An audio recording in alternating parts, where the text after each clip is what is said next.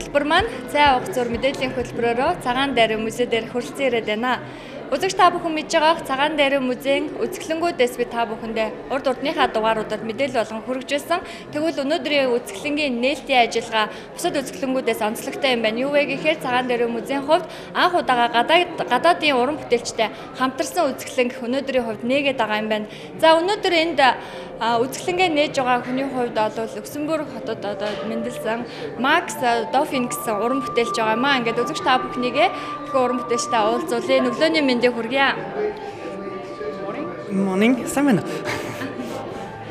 Таны үзэсгэлэнг үзлээ их өвөрмөц одоо ертөнцийг үзэх үзэлтэй нь маш өөр санагдлаа л да. Тэгэхээр Монголд ирээд хэр удаж байна? Монголын сэтгэлгээ, Монгол таалагдсан байдал, Монголын талаарх бодлуудыг та уран бүтээлдээ сая тусгав уу гэж бодлоо. I just love it. Би Монголд ирээд одоо 15 сар болж байна. Тэг анх намайг ирж байхад өвөл байсан. Тэг өвөл байсан ч гэсэн надад аягүй их таалагдсан. Тэгээ би буцаж амьдрахаар ирсэн. Одоо тэг яхаа удахгүй явах гэж байгаа ч гэсэн Монгол бол надад маш их таалагдсан. Үнэхээр гайхалтай улс, гайхалтай уламжлалтай, гайхалтай соёлтой улсаа. Amazing people, amazing city, so it's nice painting. It's easy. It's hard. I'm really not good at speaking.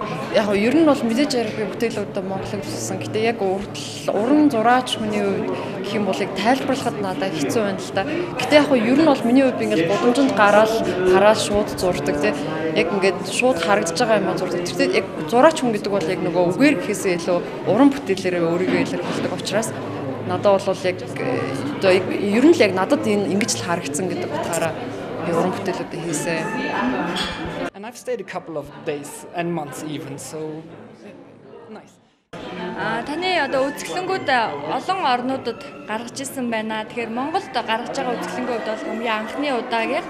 Тэгэхээр гаргаж ирсэн орнуудтай өөрөө тэр тухайн орны онцлогийг харуулсан үзэсгэлэнгүүдийг гаргадаг.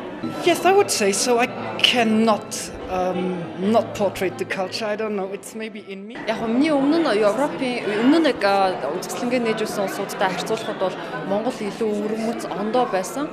Илүү одоо нийгмийн тийм экстрим үзэлч юм. Одоо нийгмийн тэр одоо ер нь бус сүсүүдийг бодвол айгу хурц харагдчихсан надад. Тийм ч учраас яг би уран зураач хүний хувьд бол тэрийг илэрхийлэх ёстой гэж үзэж байсан. It's part of Mongolia and all of you people deal with it, so I felt like I need to express that.